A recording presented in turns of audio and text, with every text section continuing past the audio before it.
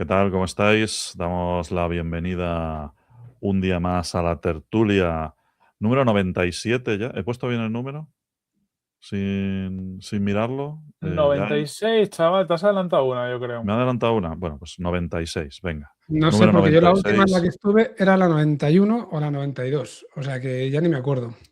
Sí. Volvemos aquí a juntar al core team después de unos cuantos,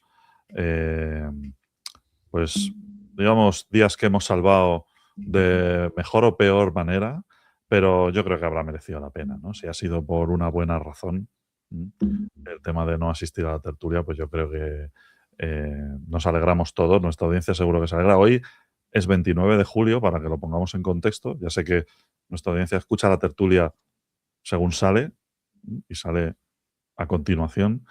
Pero bueno, por si alguien se ha dormido o quiere escuchar el Yesterday's Weather, pues estamos en 29 de julio y de lo que estamos hablando en algunos casos, para algunos afortunados, es de vacaciones.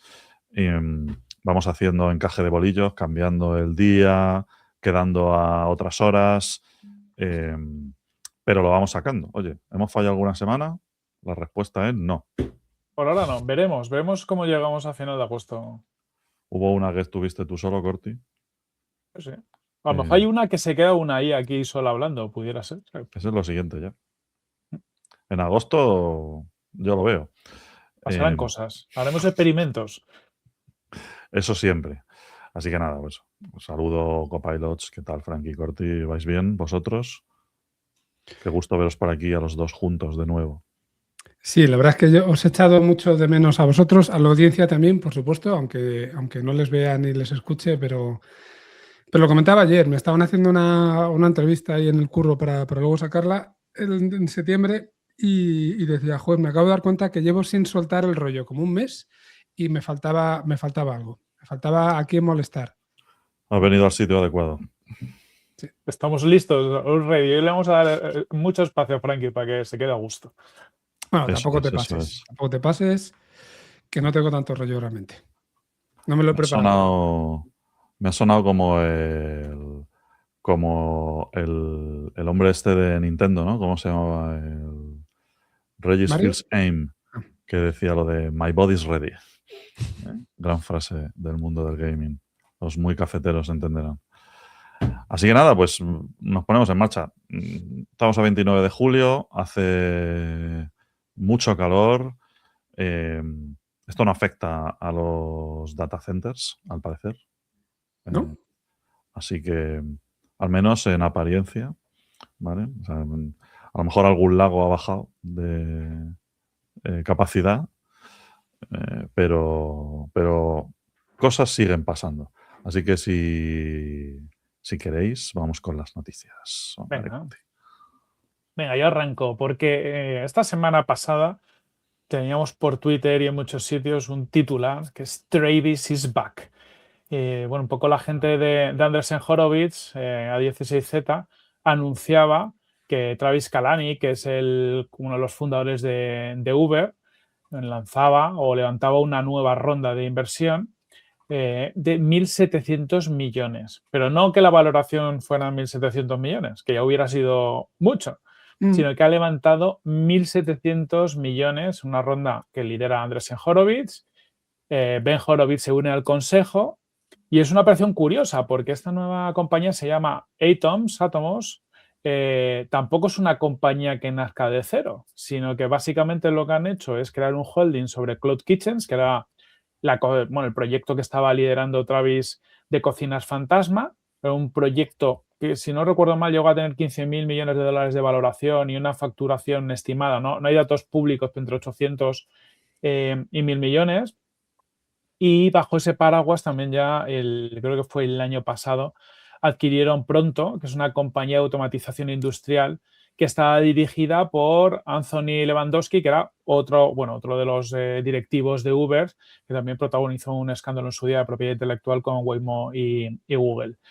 Básicamente lo que han hecho es crear como un gigante que lo que busca hacer es como llevar la inteligencia artificial al mundo, ya no de los bits, sino de los átomos, ¿no? De ahí un poco ese nombre, ¿no? La narrativa es pasar de los bits a los átomos y digitalizar el mundo físico, que será pues, como la siguiente gran etapa, ¿no? Buscan es entender, predecir y controlar el mundo físico. Y como casi misión tienen, o la idea, o llámalo X, quieren como construir una plataforma parecida a la que pudo ser Uber para pues el transporte y mover cosas en el mundo físico gracias a una capa digital, ¿vale? Pues sería el equivalente, pero hacerlo para los robots, ¿vale? Que era una especie de chasis o plataforma base para los robots que permita aplicar a muchos usos, pues como pueda ser la minería, como pueda ser la agricultura y como pueda ser cualquier cosa. Al final bueno, encaja mucho con esta podríamos decir casi fiebre inversora en robótica física e inteligencia artificial industrial, ¿no? Aplicar la inteligencia artificial al mundo físico. Y bueno, lo que sí que es verdad es que también es una señal muy fuerte, porque es una de las rondas, es una ronda muy grande, quitando los grandes players de los labs, no estamos viendo rondas tan grandes en otros verticales. Y bueno, a mí me ha sorprendido. O sea, por un lado para bien, porque es una apuesta, pero también pues, te genera mucha incertidumbre, ¿no? De qué es lo que se quiere conseguir. No sé cómo lo veis, chicos. Hombre, incertidumbre máxima, porque esto parece un PowerPoint, ¿no? Es Sí, decir, tienen como retales que han comprado y sobre lo que se ha construido. Yo creo que han cogido piezas que están ahí, pero sí. claro, una narrativa muy fuerte, pero claro, la idea de fondo está lo que dices tú. La idea de fondo es un PowerPoint con esas piezas que están por ahí. O sea, no hay un producto como tal, Mm. no hay unas fechas comprometidas ni nada por el estilo. Entonces, claro, aquí evidentemente estamos hablando de 1.700 millones, ¿has dicho? ¿O cuánto era? Sí, sí, 1.700 millones, pues se dicen rápido. No sé en qué se los van a gastar, pero Y de bueno, ahí todo, están. claro, buena parte del dinero entiendo que va a ir a contratar, aparte de estas adquisiciones, ¿no? que han ido haciendo, pues tendrán que construir un equipo, darle coherencia a esto y, claro, si lo que quieres es hacer hardware, pues ahí hay que poner algo más de carne en el asador, ¿no? Porque entiendo que hacen hardware o solo son los sistemas de control. Sí, yo entiendo que hay una plataforma. Va a haber mucho software en modo plataforma, pero yo entiendo que también va a haber una plataforma hardware robótica. Entiendo, viendo las Claro, cantidades y demás. Pero lo que has dicho tú, hay mucha narrativa y hay poco aterrizado. Entonces, falta luego por ver en qué se traduce todo esto. sí. Bueno, a ver, tema de robótica industrial, pues no es novedad que es un sitio donde hay retorno cuando se hacen este tipo de cosas, y es normal ver avances. Hay sectores en los que, ya hemos hablado alguna vez en la tertulia de sectores en los que de tapadillo, sin tanto fuego artificial, y principalmente, curiosamente, en el sector primario, van muy avanzados con temas de robótica y automatización Eh, y todo John esto. Deere, por ejemplo, la de los tractores, es una Claro. compañía que ha seguido creciendo. Yo lo sigo mucho en bolsa y de mucho movimiento. Es un monopolio bastante potente por muchas cosas. Y entre otras cosas, a día de hoy, todos los cacharros que veas tú de un tractor y accesorios, todos tienen capas de inteligencia artificial. Y parece que también hasta eso les habilita nuevos modelos de negocio, ¿no? Al final ahí hay suscripciones, ¿sabes? Te Sí, suscribes a tu tractor, no solo te lo compras, sino que te suscribes a sus servicios, pues yo qué sé, detección de por ejemplo, estuve cotillando un día, había un típica accesorio que tiene el tractor para ir matando malas hierbas, que antes pues era un poco burdo, pues ahora ya tiene como sensores y te sabe echar el liquidillo que tiene que echar encima de la mala hierba, pero no está matando la hierba buena. y esto, fíjate, una reflexión sobre cómo ocurre el tema de la implantación de producto innovador en este tipo de sectores. Ahí no hay ni TESA B ni leches.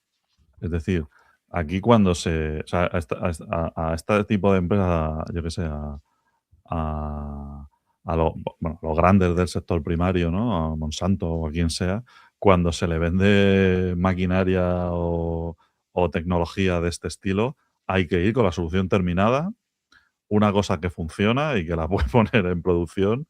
No digo que no haga ni más de, pero que el proveedor, un proveedor de este tipo, como John Deere, tiene que ir con cosas que tienen impacto desde el primer minuto, ¿no? Y no sé si ese mismo tipo de planteamiento a nivel de venta y de implantación es el que se plantea con este tipo de cosas que se anuncian mucho tiempo antes de ser productivas y donde hay una promesa que no se sabe si en qué va a estar concretada y tal, ¿no? Y en cambio eso va en contraposición con cosas que hacen mucho menos ruido, pero que llegan a producción y donde se invierte muchísimo dinero. Así que, bueno, es un buen contrapunto ese y también, pues, para poner un poco de perspectiva sobre el tipo de competencia con la que se enfrentan estos proyectos. Que la gente que lleva toda la vida, porque siempre hablamos de, no, las empresas de toda la vida, se van a dormir con el tema de la IA y le van a pasar los unicornios por la derecha. Pero esta gente se pone las pilas los primeros. Tontos no son. Así que bueno, a ver cuál es la propuesta de valor, ¿eh? Sí. Veremos. Como poco, lo que está seguro es que aquí van a pasar cosas. Es decir, yo creo que es una compañía para seguir de cerca y también, más allá de eso, yo creo que Andreessen Horowitz, si los seguís un poco, están haciendo una apuesta muy fuerte con inversiones en mundo IA, están a saquísimo. De hecho, sacaron varias tesis, ya hablamos de una de ellas hace unos meses en la tertulia también, que al final han replanteado pues, cómo va a afectar la educación, cómo va a afectar a las aplicaciones móviles, hay una serie de cosas.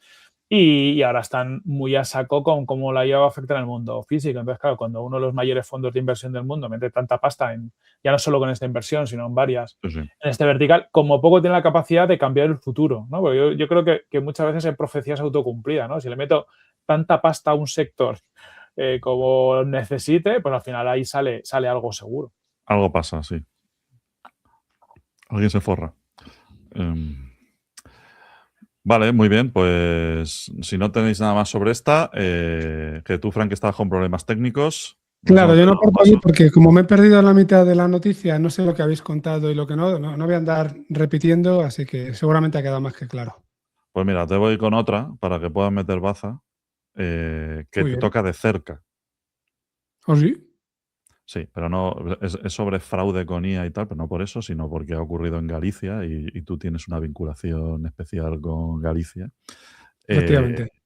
Porque, bueno, pues el Tribunal Superior de Justicia de Galicia ha multado con 1.800 euros. Vamos bajando un poco el orden de magnitud me había mareado con los 1.700 millones estos. 1.800 euros, que me gusta la cifra, que se le ponga ahí, a un abogado de A Coruña por presentar ante la Sala de lo Social un recurso que contenía 24 citas de jurisprudencia inventadas por una IA generativa. Muy bien. Y la magistrada, y voy a usar una palabra que rara vez, como decía en esa película, rara vez tengo ocasión de usar y la voy a aprovechar. La magistrada lo describe como un ejercicio de libérrima creatividad judicial. El abogado, pues ha reconocido los hechos, ha pedido disculpas, pero curiosamente no ha sabido explicar ni qué herramienta usó ni cómo ocurrió. O sea, esto es como YOLO, ¿no? Es decir, yo me he tirado aquí, no me daba tiempo, no había dormido esa noche. El perro se había comido mi sentencia, se la tuve que pedir a ChatGPT. Sí, algo así. Entonces, bueno, a ver, el tribunal pues ha remitido la sentencia al Colegio de Abogados de A Coruña, por si le tienen que poner una sanción disciplinaria, pero hay un matiz importante que es, aparte de, bueno, del propio hecho de que pues, han visto, ¿no?, este informe con citas inventadas, que esto no es algo nuevo con el tema de la IA, ¿no? Es algo que hacen mucho los LLMs, lo de tirar para adelante, ¿no? Si no encuentro nada, pues me lo invento, ¿no? Y una de las invenciones más curiosas que tienen, que se da mucho cuando estás metido en el mundo científico, por ejemplo, y tal, es que si necesitan una cita de un libro, de una paper y tal, y no la tienen, se inventan el paper. Están produciendo nueva ciencia. Y esto es una cosa que viene ya de largo, ¿no? Pero hay un matiz que es que existe una política sobre esto. Y es que el Tribunal Superior de Justicia de Galicia no prohíbe usar la IA generativa en la abogacía. Y dice explícitamente que lo que se exige es supervisión humana y también recuerda que existen bases de datos jurídicas que sirven precisamente para esto, ¿no? Para corroborar que las citas legales pues son válidas, ¿no? Entonces, bueno, 1.800 euros. Se puede quedar en algo anecdótico, pero también se puede quedar en que le estamos poniendo precio a hacer esto, ¿no? A mí, como sanción, cuando has intentado utilizar esto en un proceso judicial, quizás se me quede corto. No sé si luego el colegio de abogados pues le sancionará con una habilitación. No me atrevo yo a decir qué hay que hacer en este tipo de casos, ¿no? Quizá el hombre se despistó. Para que lo sepamos, el valor de la sentencia, por lo que ponen, la han calculado en base al coste anual de la herramienta jurídica especializada para poder validar las sentencias. Es como, básicamente han dicho, venga, como Comido no por lo has servido, ¿no? validado, pues ¿cuánto te hubiera costado validarlo esto? Pues lo vas a pagar. No me parece mala, ¿no? Establecer Sí, por lo un... menos tiene coherencia la multa, Claro, ¿no? sí. En ausencia de, seguramente en este caso también jurisprudencia. Pero claro, en este caso están generando jurisprudencia. Es decir, cuando hablo de poner un precio, ¿no? Esto es como cuando al jueves le pusieron 3.000 euros de multa por poner una portada de la familia real. Pues, pues dijeron, pues ya está, vale 3.000 hacer esto. Eh, que ese es el tema, ¿no? Y es el peligro con estas cosas. Por eso digo que a lo mejor como sentencia, como multa, pues si el ánimo es evitar que esto ocurra en el futuro o condicionar el comportamiento, pues no sé si es lo más adecuado. La coherencia es redondo, ¿no? Así El que tema bueno. está en que, por lo visto, la horquilla que hay, que ya sabéis que en función del tipo de infracción que cometas, con estos casos siempre hay diferentes horquillas, y la horquilla va de 600 a 6.000 euros para algo como esto. ¿Vale? O sea, está en la parte baja, si queréis verlo así, de la multa que se puede poner. Y luego leía que las 24 citas falsas equivalían como al 75% de todas las referencias.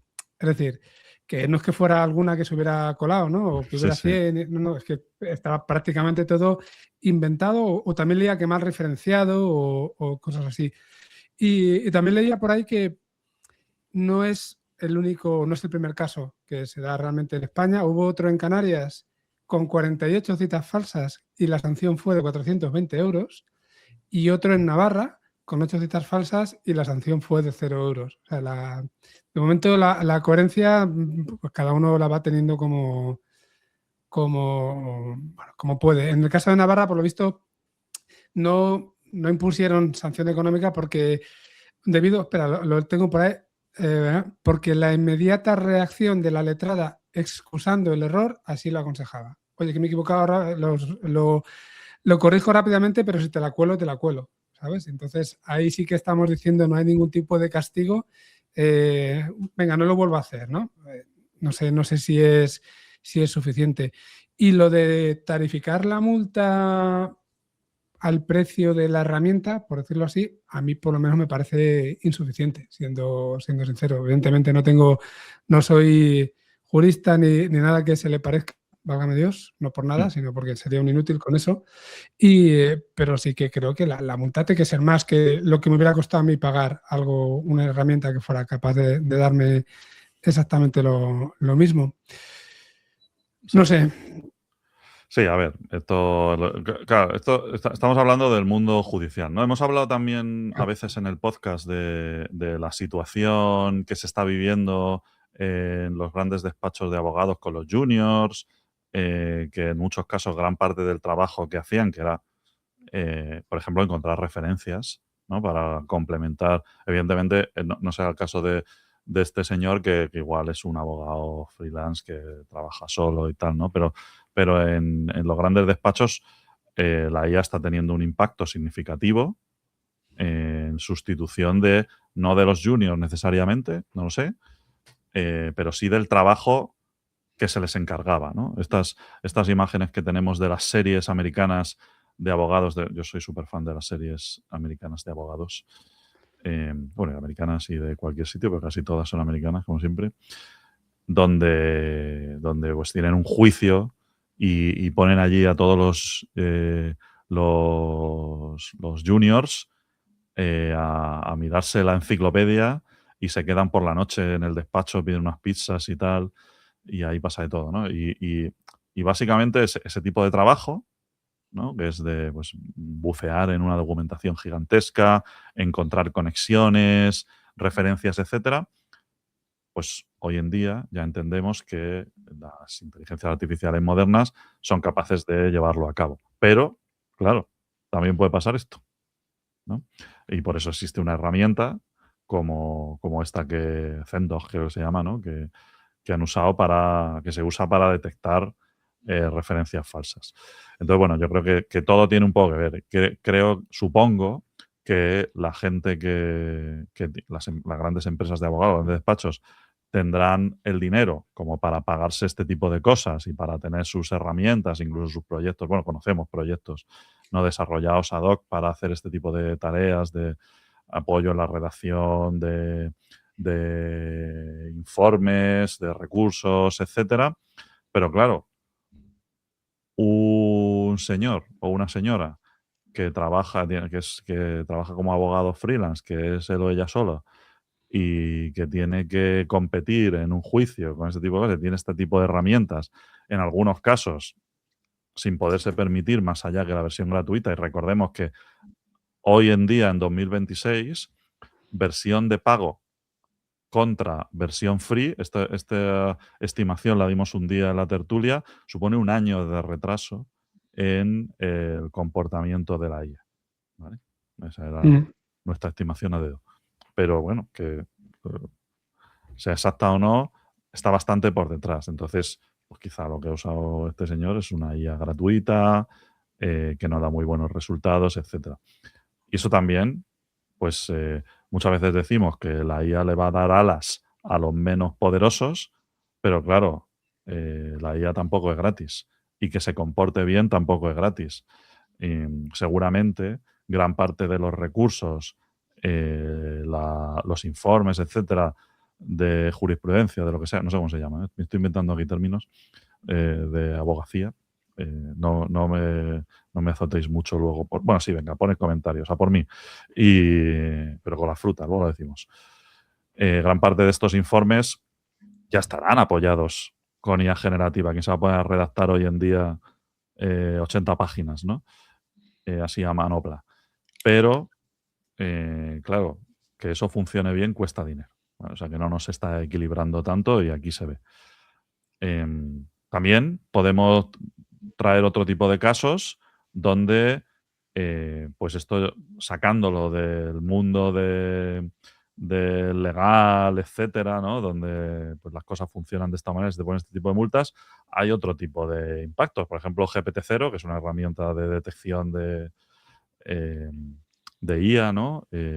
Pues ha pillado a PricewaterhouseCoopers, División Oriente Medio, con 4 informes ya generados íntegramente con IA generativa, y en una de ellas, en uno de ellos se inventaban un framework gubernamental que llamaban Citizen Pulse, que lo atribuían falsamente a Dinamarca, Arabia Saudí, Estados Unidos, Australia, tal. Y eso era totalmente falso, ¿no? Entonces, claro, con este tipo de cosas hay que tener cuidado y pasan en todos los sitios, ¿no? Llama mucho la atención esto de que sea en un proceso judicial, por el impacto que puede tener y tal, pero, oye, esto de Price, ¿cuánto estarán cobrando por un informe de estos, no? Sí. Y estas herramientas que se dedican a identificar si algo está generado con IA generativa, siempre van un poco por detrás de la última tecnología, ¿no? Y quien se la puede permitir, pues igual le pillan, pero dentro de 2 años y tal. Muy bien. Bueno, esta es la noticia del juicio. Venga, Frankie, ahora sí te dejo hablar. Vale, pues la noticia que traigo ahora la he leído precisamente esta mañana y me ha extrañado tanto, porque es el tipo de noticias que normalmente no me creo, que me costaba traerla. Pero aún así he dicho, venga, vamos a vamos a lanzarnos y si luego al final sale rana ya nos pondrán verdes. Lo mismo, comentamos luego la fruta que haga falta y que nos pongan ahí a caldo. Esto, bueno, durante julio, durante unos días del 9 al 13 de julio, OpenAI puso a 2 de sus modelos a hacer una prueba que llaman Exploit Gym, que es una especie de prueba de hacking, y se le pide a cada sistema que encuentre y explote fallos de seguridad, bueno, pues en diferentes programas, ¿no? Es algo que ya hemos visto en otros casos. Uno de los modelos era el GPT 5.6 Sol, que ya está lanzado, está en el mercado, y el otro era un prototipo interno, en principio más avanzado, y dicen en la noticia que realmente no tenían la intención de publicarlo, ¿vale? No tenían la intención de publicar ese modelo. Sería una especie de versión previa, alfa, beta, no lo sé. Pero lo curioso es que para hacer este examen, OpenAI les había quitado las salvaguardas a propósito. ¿Vale? Había quitado pues todas las salvaguardas de seguridad y también redujo un poco esos rechazos que les han obligado a poner en materias de ciber para que bueno, pues que no ocurra lo que pasó con Fable hace un mes y pico. Y el objetivo parece ser del ejercicio era justo tratar de medir hasta dónde pueden llegar estos modelos cuando no tienen ese freno. Así que nada, esta era un poco la condición de salida.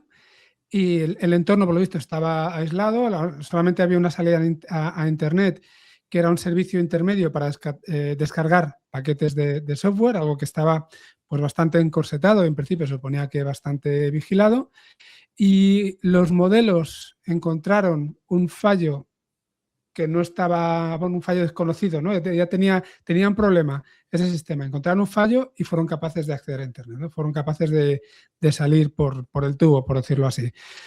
Una vez que fueron capaces de salir, parece ser que ocuparon un servidor ajeno y aquí es donde yo siempre empiezo a desconfiar de estas noticias, pero ya os digo que he buscado por ahí y por lo menos está recogida en unos cuantos sitios de confianza. Pues ocuparon un servidor ajeno y lo convirtieron en algo así como una especie de base de operaciones para ellos. Y empezaron a analizar, se dieron cuenta que las soluciones de ese examen que les habían puesto, esas pruebas que les habían puesto, pues que seguramente podían estar en Hugging Face y fueron a por ellas. Y durante esos, del 9 al 13 de julio, pues lo que hicieron fue ir cargando contra Hugging Face, ir probando para entrar en Hugging Face, entró por el sistema de procesamiento de datos, robó credenciales, llegó a tener, parece ser, permisos de administrador en varios clústeres. Ya os digo, según la leo, es que todavía me cuesta mucho más el creérmelo. Se llegó a meter la red interna corporativa y dejó procesos que cuando le borraban se volvían a generar. Entonces, bueno, por lo visto, llegaron a realizar, esperad que los busque, 17.600 acciones en esos 4 días. O sea, está claro que una persona no habría podido hacerlo ni de coña. Y cuando Hugging Face se puso a analizar lo que ellos habían visto como un ataque, pues claro, ellos también tuvieron que utilizar modelos para descifrar qué coño había pasado ahí. Si no, no se enteraban. Probaron con los modelos comerciales que estaban a su disposición y parece ser que algunos de esos modelos pues se negaron a ayudarles por todas las salvaguardas que les habían puesto antes, entre ellos los de Anthropic. Así que Hugging Face tuvo que acabar descargándose un modelo de pesos abiertos chino, instalarlo en sus propios servidores y ya sí encontrar la manera de defenderse. Bueno, pues parece ser que esto llegó a Altman entre otros. En algunas noticias se dice que Altman firmó además una petición diciendo que esto no puede pasar, no sé qué, no sé cuántos. En otras noticias he visto que ha sido OpenAI quien ha firmado ese documento, pero él personalmente no lo había hecho. Y luego además de esto ha surgido a la vez, y uno un poco las dos cosas, ha surgido hoy en otra noticia que parece ser que más de 1.100, creo que eran laboratorios, han hecho una petición, lo mismo, para que, como ya pasó hace tiempo, se frene la inteligencia artificial, ¿vale? La petición, por lo que he visto, realmente no pide parar como tal, sino que se diseñe cómo tendría que ser ese freno. Lo que pasa es que el freno ya existe, ya lo puso Washington con Anthropic hace ese mes ese mes y pico. Y lo único es quizás diseñar cuáles son las condiciones para que esto pase. Entonces estamos en ese punto que si lo primero es verdad, que ya os digo que lo leo, me lo tengo que creer, pero aún así lo sigo poniendo en duda, pues a lo mejor estamos llegando a esas situaciones de las que quería escapar desde hace tiempo, que son el utilizar modelos sin salvaguardas que, aunque sea como un experimento, puedan poner en peligro, pues en este caso, Hugging Face, por decirlo así. No sé si habíais leído algo al respecto. Me añado un par de cositas por historias, porque también salía esta semana una noticia que parece ser que, bueno, también el titular de la noticia es: los modelos de OpenAI comprometen a un cliente de Modal tras el ciberataque a Hugging Face, y parece ser pues que también en un entorno sandbox de la consultora Modal, pues un agente de OpenAI empezó a hacer cosas raras y a tomar decisiones y a comprometer un sistema. Y luego Jason Lenkin, no sé si lo conocéis, el Pope del SaaS, que es un tío que tiene SaaS TR, eventos y tal, que habla mucho, y él está mucho con el mundo de los agentes. También hace 3 días comentaba, y este caso ya es en entorno Anthropic, tal cual, más o menos traducido sobre la marcha. Dice, Fable se fue a mi Google Drive sin que yo lo supiera o se lo pidiera, y vi un documento que había escrito que se llama JSON's Gems, o las gemas de JSON, y que eran ideas que tiene JSON para su aplicación de Connect del evento. Y Fable parece ser que decidió, sin decirle nada, coger esas ideas, loguearse en su aplicación vía el MCP de Replit y llamar a la gente de Replit para que cambiara la aplicación e implementara esos cambios sin ni siquiera contármelo o que yo lo supiera. Luego sigue contando un poquito. Yo estoy en un momento un poco parecido a lo que dices tú, Frankie. Yo no sé si son pajas mentales de la peña, si estamos empezando ya a nivel marketing un poco a generar, igual que había el marketing del miedo, el marketing miedo en este lado, o están pasando estas cosas, porque a mí personalmente, no sé si os han pasado a vosotros, yo no he tenido esa experiencia, pero o bien el nivel de marketing del miedo ha subido, o bien estamos en un punto de inflexión donde hay que empezar a meter más salvaguardas, porque evidentemente, joder, están empezando a pasar cosas no controladas que por ahora parecen pequeñas, pero si esto pasa en cualquier entorno en producción puede ser complicado. A las dos cosas sí y también. Es decir, hay un tema de fondo, más allá del tema del ataque a Hugging Face, si eso ha sido una cosa intencionada o no, o si era una cosa muy compleja que se pudiera haber evitado con salvaguardas y tal. Y luego el tema de y los temas que hemos hablado, ¿no? El ataque a Hugging Face y luego la carta esta masiva que han firmado tanto de hay que poner salvaguardas, parar un poco, tal y cual, que aquí ya yo he sobremojado, ¿no? Y de Sam Altman podríamos Sí. hablar en este sentido. Sí. A mí, por hablar más de temas conceptuales, hay una cosa que a mí me gusta mucho, ¿no? Que es la cuestión de la proactividad de las inteligencias artificiales y la toma de decisiones autónoma sin que nadie se lo haya pedido, ¿no? Que es esto que decías tú, Corti, al final, ¿no? Oye, de repente coge y se pone a cambiar una aplicación y ¿por qué hace esto, no? Esto es un tema muy bonito y en la perspectiva que se tiene, al menos desde, voy a contar mi punto de vista, ¿no? Que es el del desarrollo de software, es que el escenario en relación a lo que es en este caso, la programación agéntica, ha cambiado mucho precisamente por esto, porque no los modelos, sino los agentes. Bueno, pues esto tiene más que ver con el harness que con el modelo. El modelo le da la capacidad, ¿no? De hacer cosas next level y tal, ¿no? Pero quien decide es todo lo que tiene alrededor. Son bastante más proactivos que antes. A mí me ha ocurrido, por ejemplo, cuando tú haces una programación guiada por especificaciones de alguna manera, ¿no? Que es algo de lo que se habla mucho últimamente, ¿no? Que tú escribes en algún sitio lo que quieres conseguir y luego pues se lo pasas a la gente y tal para que lo vaya construyendo. A mí me pasa mucho que yo tengo a lo mejor cosas en Jira, que son ideas, o issues en GitHub, que son ideas de problemas que yo quiero resolver en el futuro, y cada vez pasa más que te lo coge en el LM sin que tú digas nada y te dice, te he hecho una pull request con esto que tenías aquí. Pero la semilla, o sea, yo no le he dicho que lo haga, ¿no? Y ha cogido y lo ha hecho porque a Claude le gusta mucho gastar tokens sin que tú se lo pidas. Pero de repente dice, ya te he resuelto esto, por si te gusta, no pasa nada, lo podemos echar para atrás y tal. Eso sí que pasa.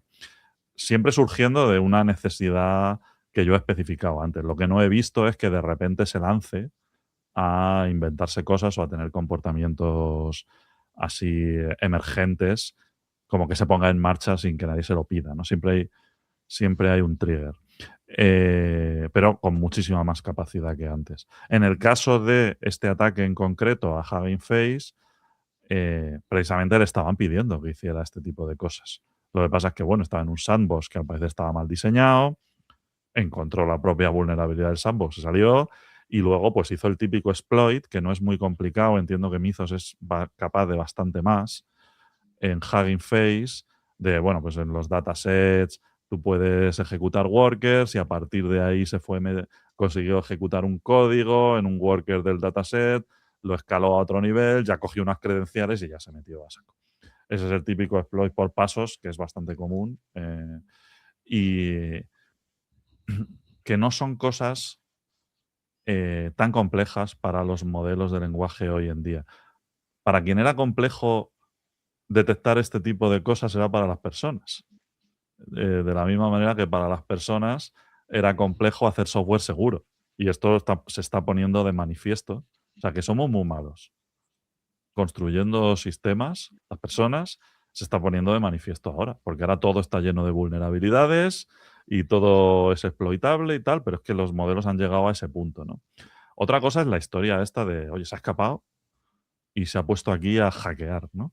Yo creo que no es para tanto esto, pero, y ya hablando de la carta en concreto, del parón, y no es tanto parón, ¿no? Se habla un poco de dedicarle recursos creo, ¿no? Dedicarle recursos a poner un poco de orden, ¿no? Y de Sí, eso salvaguardas. es. Diseñar el parón, por decirlo así, es diseñar las salvaguardas. No piden que se pare, sino que se establezcan esos mecanismos. Eso. Pero bueno, la carta se llama Pacing the Frontier, entonces como habla de pace, de velocidad, ¿no? Al fin y al cabo, pues se entiende también que eso es lo que se está pidiendo es esto. Sam Altman ha suscrito, no, creo que no es firmante directamente él, pero sí que ha dicho que quizá tengan razón después de esto y contrasta con aquella iniciativa donde estaba Elon Musk, ¿no? De 2023 del HALT de la IA y tal, donde ellos iban por delante. Y entonces él dijo que no, que decían, estaban locos, cómo íbamos a parar y tal. Ahora pues resulta que, fíjate, esto precisamente parece una respuesta. Todo este tinglao del ataque a Hugging Face y tal, y todo el entorno del dominio, ¿no? De la ciberseguridad y dónde ha ocurrido esto, parece una respuesta a Mythos. Y Mythos es una cosa de su principal competidor que va por delante de ellos, ¿no? Hay que decir que Darío Amodei y gente de Anthropic son firmantes de la carta, ellos sí. O sea, que no es el mismo caso, ¿no? De yo intento que pares para pillar la compensación y tal, sino que ahora quizás sí estemos llegando a un punto en el que convenga empezar a poner un poco de orden y gobierno sobre lo que estamos haciendo. Ya se está haciendo, ¿eh? Lo que no sé si este enfoque centralizado es el mejor, pero bueno, quizá y ya yéndonos a las elucubraciones y las conspiranoias, quizá a quien no le interese que se ponga demasiado gobierno y se pónganle unas reglas claras, es a quien quiere seguir con argumentos que me pueden convenir o no en cada momento, frenando la IA de China, por ejemplo, ¿no? Quizá sea precisamente al gobierno de Estados Unidos a quien no le interese que haya demasiadas reglas, porque entonces, si no hay unas reglas estándar, las reglas las pongo yo. Pues claro, echa la ley, echa la trampa. Si tú ahora de repente dices, estas son las normas, los chinos se adaptarán. Entonces, yo no sé si esto le va a interesar mucho a los americanos, porque ahora mismo los embargos y las prohibiciones y tal las ponen ellos. Fíjate que eso está en la propia historia, porque al final, en la manera en la que el modelo consiguió su objetivo, por llamarlo de alguna manera, fue descargándose. Uy, Frankie, te nos vas. Sí, creo que Frankie se ha quedado enganchado. Pero bueno, lo que iba a decir es que descargándose un modelo de pesos abiertos, de Hugging Face y ejecutándolo, supongo, ¿no? Que al final, bueno, pues... pero es que eso es Hugging Face, es decir, tampoco si hay un modelo de pesos abiertos, pero claro, que estamos hablando de que en un mundo sin normas le estamos prohibiendo a determinados países que operen, ¿no?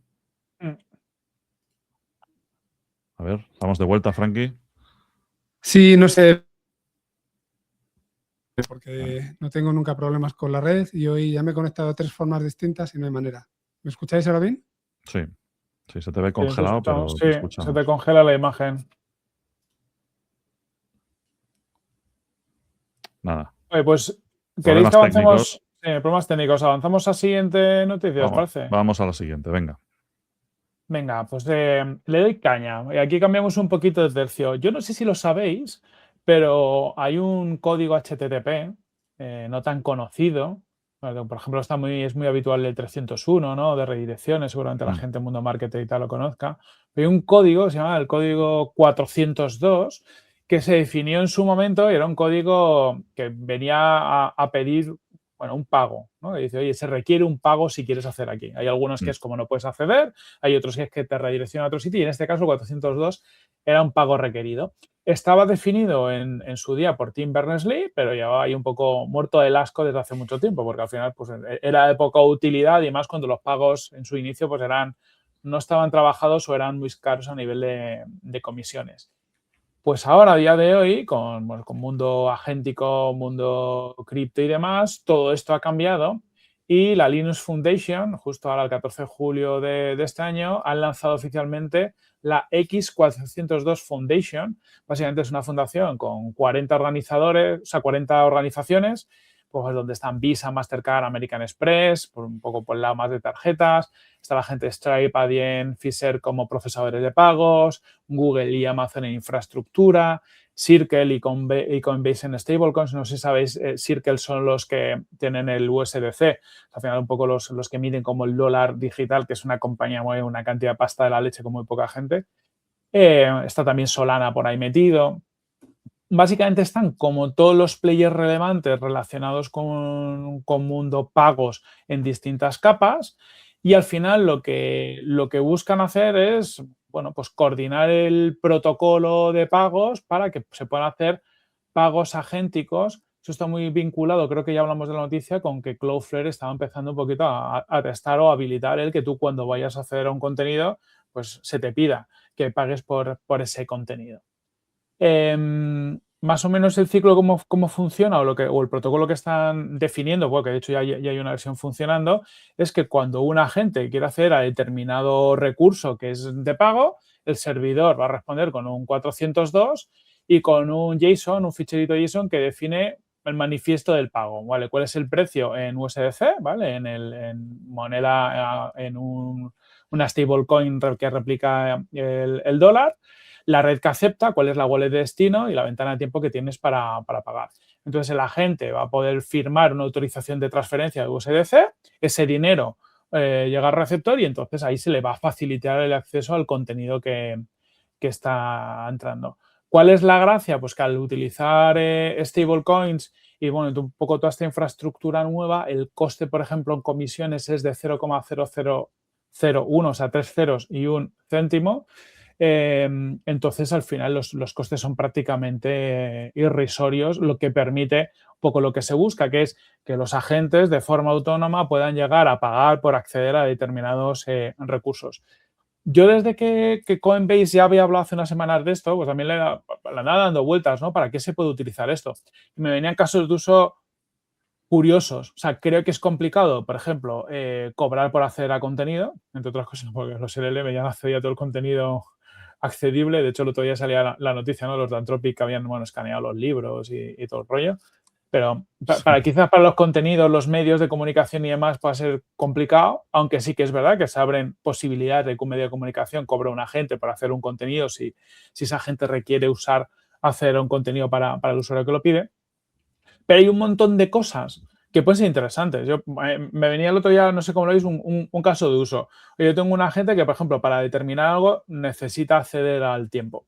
A día de hoy hay un montón de páginas web que te ofrecen el tiempo. O sea, cómo viven de publicidad.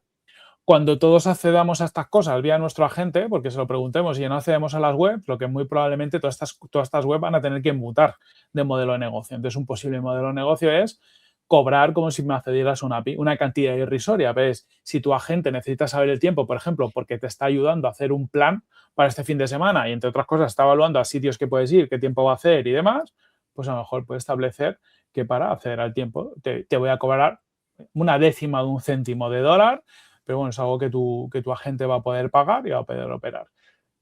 Bueno, como un poco me parecía interesante la noticia, porque estamos viendo un poquito que todo este mundo agéntico y demás también empieza a permitir cosas que llegan a infraestructura, como puedan ser los pagos, eso va a mutar cómo funciona Internet, y que, bueno, en su día ya habíamos hablado que estaba pues la gente tanto de Google, de Visa y demás, haciendo un poco todo lo que son los protocolos de pagos, UCP y demás, más pensado en esa capa de me voy a comprar un bolso o un producto, pero que estamos trabajando también en una capa de infraestructura de pagos para el acceso a contenidos y acceso a recursos, de forma que puedes meterle un paywall a cualquier cosa para que un agente pueda pagar. No sé si habéis visto algo o qué os parece todo esto. A mí me gusta la idea, ¿eh? Creo que habilita, o sea, creo que es habilitador. Esto de que de ponerle nombre y apellidos al acceso y a la relación entre las cosas puede resolver un problema que tenemos importante relacionado con los costes de computación que supone el uso de inteligencias artificiales, el coste por token hoy en día, ¿no? Yo esto lo veo, por ejemplo, en la relación agente contra agente, porque al final el caso que tú has puesto tiene mucho sentido, ¿no? Accedo a una base de conocimiento actualizada que alguien tiene que mantener y que tiene una API o lo que sea para el tiempo, pero es que realmente esto puede llegar a cosas que puedan costar mucho dinero. Es decir, si yo lo que quiero es que mi sistema de agentes se relacione con otro sistema de agentes que es capaz de hacer tareas muy complejas, ¿no? Pedirle, por ejemplo, que me haga un diseño de un coche o 100 diseños porque tal, porque no, yo qué sé, estoy inventando cosas así sobre la marcha, ¿eh? Cosas que pueden ser muy complejas. Y yo quiero acceder a ese servicio. No existe un estándar para que yo pueda monetizar o justificar de alguna manera el coste que tiene asociado por detrás el hecho de ejecutar ese servicio. Y que en el propio HTTP, ¿no? Que es un protocolo que es con el que se comunican, que utilizan para comunicarse a través de Internet las cosas, exista ya un código que permita que haya una interfaz donde el dinero esté expresado de esta manera, yo creo que habilita a que implementemos sistemas, igual que pasó con MCP. Y MCP, por ejemplo, tiene este mismo problema. Porque MCP, al final, no todo el mundo lo está sirviendo de la misma forma que se sirven las APIs, etcétera, porque tiene unos costes tremendos, ¿no? Y yo creo que esta es la forma, o sea, modelos como este, no sé si este sea el definitivo, ¿no?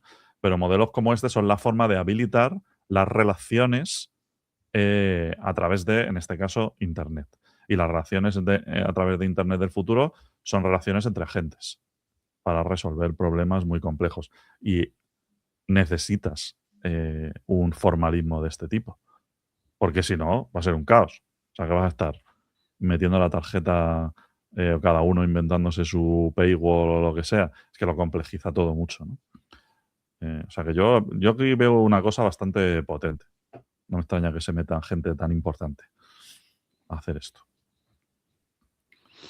Yo, de nuevo, me he perdido la mitad, así que no voy a decir mucho. Simplemente, cuando vi la noticia, y al hilo de lo que estabas diciendo ahora, Lu, me llamaba la atención eso, que Visa, Mastercard, American Express estuvieran metidos aquí dentro de todo este meollo, cuando en el fondo, si esto triunfa, de alguna forma lo que hace es, no sé si decir reducir su cuota o reducir su participación o lo que sea, pero Pero al Depende. revés, al final, si no puedes impedir el cambio, de alguna forma métete tú, ¿no? En la generación de ese estándar que se está creando. Entonces, os digo, de primeras me sorprendía un poco, pero luego digo, tiene todo el puñetero sentido. Claro, es que amplía el universo de pagos en Claro. el fondo, ¿no? Es decir, haber más aplicaciones y más entornos donde se puedan procesar los pagos. Porque ahora pues, ellos ya sirven a los humanos, los pagos humanos, ahora van a pasar pagos por agentes y otra serie de cosas. Entonces, el que no esté en esta nueva oleada se va a perder parte de los pagos que se van a derivar, los que ya no hagamos los humanos que querramos que hagan los agentes, pero también en este protocolo en concreto, un montón de pagos que hasta ahora no existían, de micropagos para acceder a Claro. cosas, pues que ahora pueden existir. Y en volumen puede ser muy relevante, porque al final lo que estaban hablando, por ejemplo, la gente de Cloudflare es que ya están recibiendo millones, o sea, pero millones, como digo, muchos millones de peticiones 402 ya todos los días. Es decir, hay un montón de agentes accediendo a cosas, hay muchos más agentes, muchos más accesos ya de agentes que de personas a los contenidos, que ya se están empezando a responder este tipo de peticiones. Por lo tanto, puede ser un mercado de un volumen descomunal. Seguramente, claro, cada petición aún va a mover muy poquito dinero, pero el volumen va a ser tan grande y puede desbloquear tantas cosas que vete a saber si en 50 años esto es un mercado todavía más grande que el mercado de los pagos que conocemos a día de hoy. Sí, sí. Luego genera también, a menos yo que soy un paradigma para estos temas, y se me ocurre, pues seguramente hay mucha más gente maquinando todo esto. Si se va a permitir de una manera semiautomática, por decirlo así, realizar un montón de micropagos para acceder a servicios y para tal, pues las típicas redes de te empiezo a hacer que te muevas de aquí a allá, que me vayas pagando muy poquito, 2 céntimos para acceder aquí a otro lado, no sé qué, y de repente, bueno, te quieres dar cuenta, te han soplado 1.000 euros al final de mes. No, quizás esté exagerando, seguramente hay que poner limitaciones, pero claro, si estableces limitaciones, a lo mejor ya deja de ser útil también por otro lado, que es lo que nos pasa con los tokens en muchos casos. Entonces, habrá que tener cuidado con cómo se articula esto para ser capaces de resolver estos problemas que seguro van a llegar. Sí.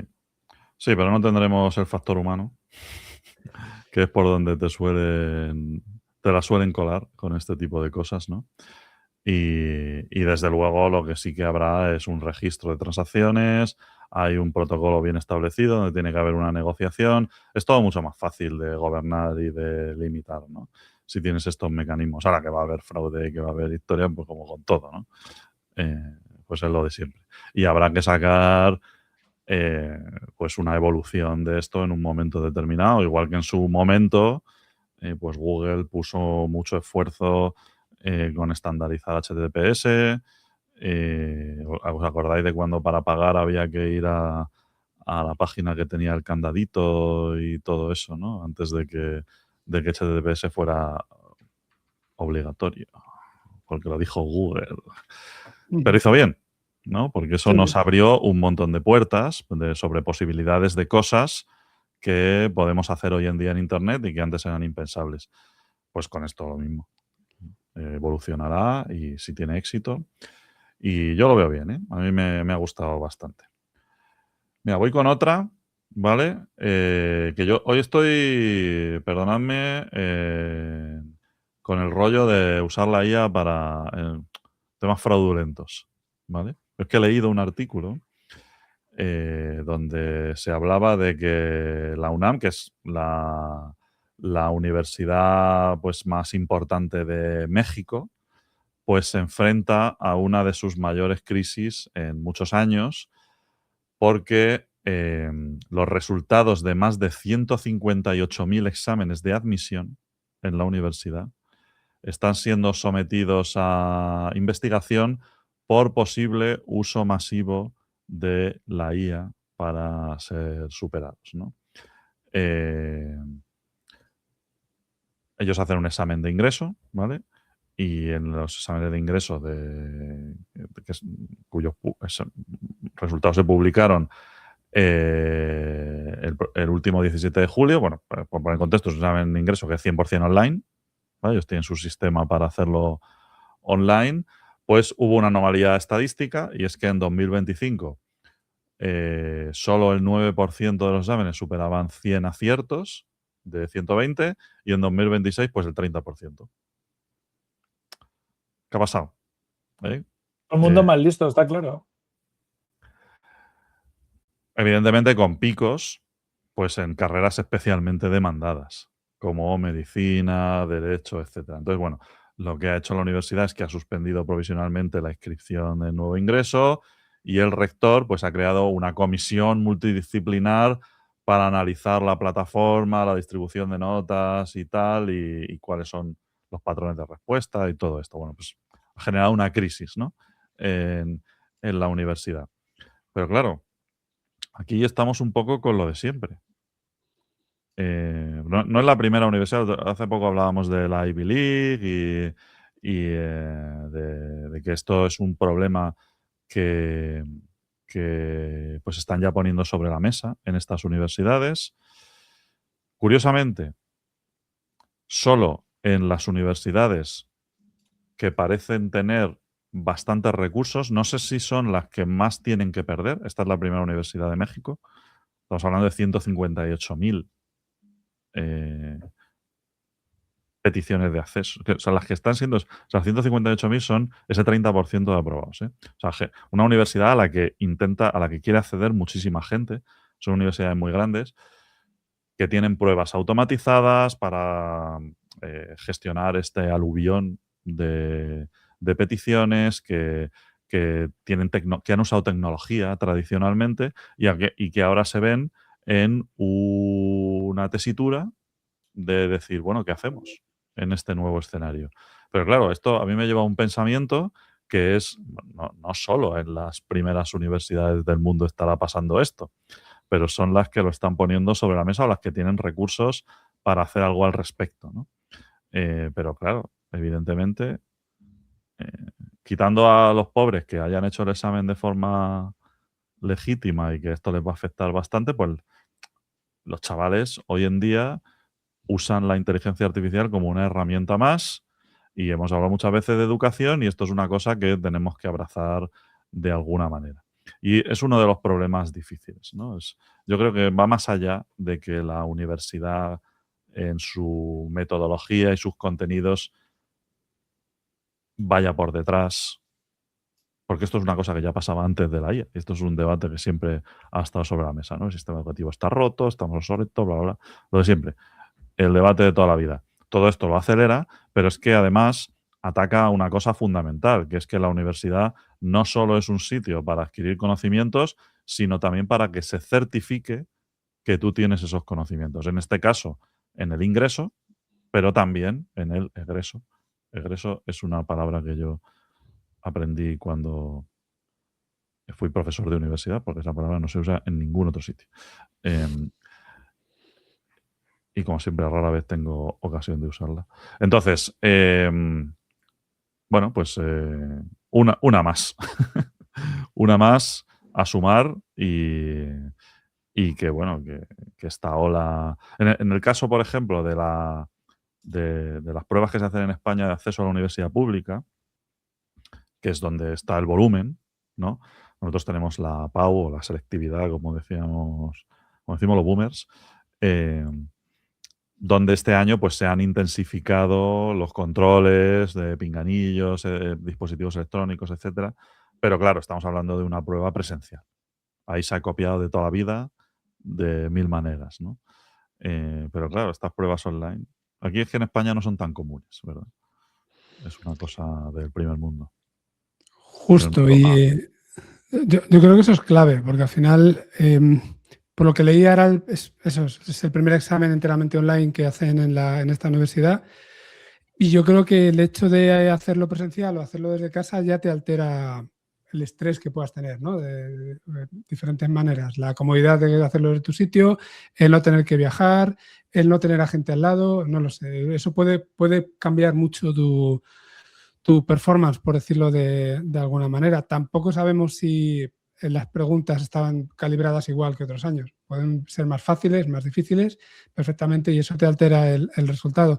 Si es verdad que, según leía, que era en 2025 el 9% de aspirantes superó los 100 aciertos sobre 120 y en 2026 el 29% hizo esto. Es decir, el crecimiento es brutal.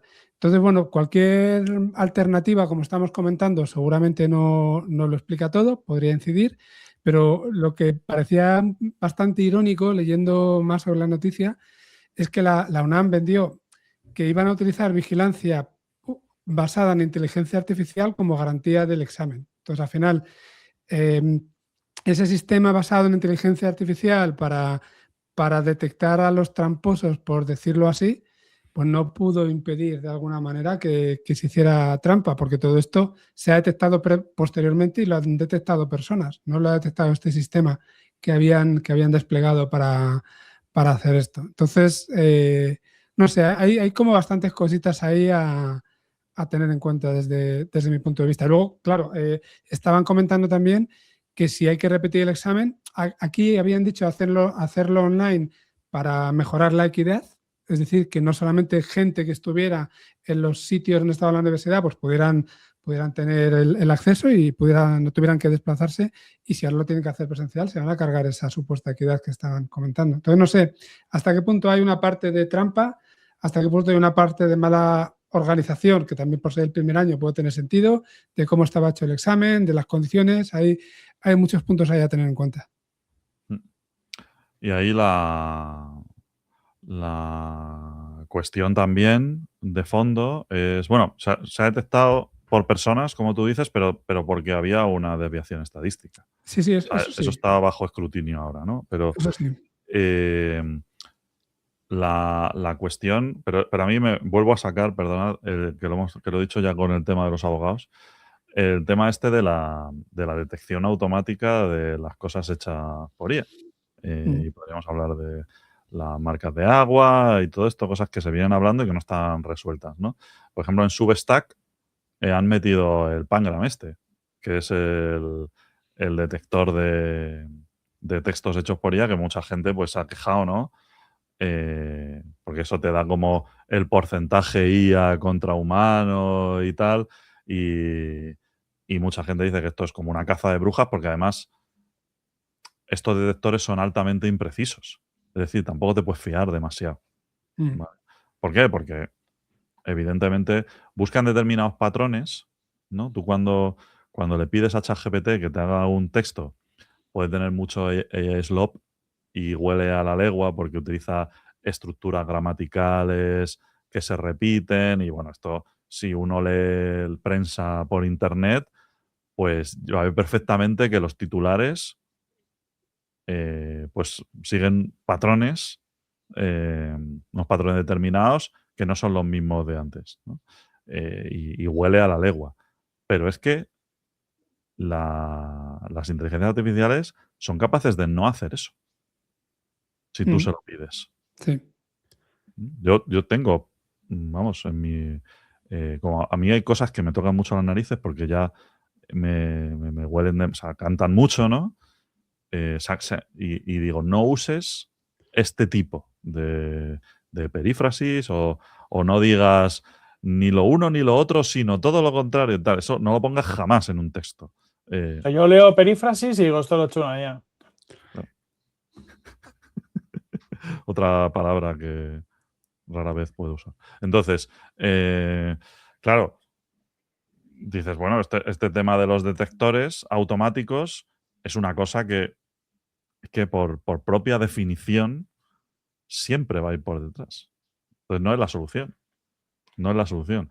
Y la solución seguramente tampoco sea hacer un examen presencial para 500.000 personas, ¿no? Este tema de la vigilancia es una cosa que siempre se ha hecho en... No sé si alguna vez habéis tenido la buenísima suerte de teneros que sacar una certificación de esas de AWS o de Cisco o tal a No he tenido el distancia. placer. No he tenido el Y placer. tienes que ir a un sitio, ¿no? Tú lo haces a distancia el examen en un ordenador, pero no lo puedes hacer en tu casa, ¿no? Tienes que ir a un sitio que hay una cámara y tal, y con el ordenador de ellos y tal. Esto es una cosa carísima. Evidentemente, claro, tú pagas, ¿no? Por unas tasas que incluyen esa sala y toda la historia. Pero es algo que no resuelve el problema este de la universidad, evidentemente. Entonces, bueno, aquí tenemos un problema. Está claro, el problema tiene la universidad en todos los niveles, ¿vale? Pero este es uno más. Y ya estamos en un punto en el que lo que sí que está clarísimo, y a mí me quedo con esto, es que los jóvenes la IA la tienen integrada. Sí, va de serie ya. Sí. AI native, ¿no? Como decíamos. Ya empiezan a ser así. Ya es que es una cosa que está ahí y se usa y punto. No, ningún problema, ¿no? Como Google en su día. O sea, al final lo que pasa es que nos tenemos que adaptar y sobre todo yo creo que lo que tiene que cambiar, lo hemos hablado algunas veces, tienen que cambiar los sistemas. Es decir, no puedes hacer las mismas pruebas que hacías hace 30 años porque tu contexto ha cambiado y no sirve. O sea, Sí. bueno, Eso es. adaptación. Eso es. Venga, hacemos una más. Vale, tengo una que la intento comentar lo más rápido que pueda, que habla de patentes, de inteligencia artificial. Y hay un análisis de IFI Claims que dice que bueno, en 2025 se concedieron más de 100.000 patentes relacionadas con la inteligencia artificial en todo el mundo, la mayoría en Estados Unidos, muchos cada vez más además asociadas a agentes.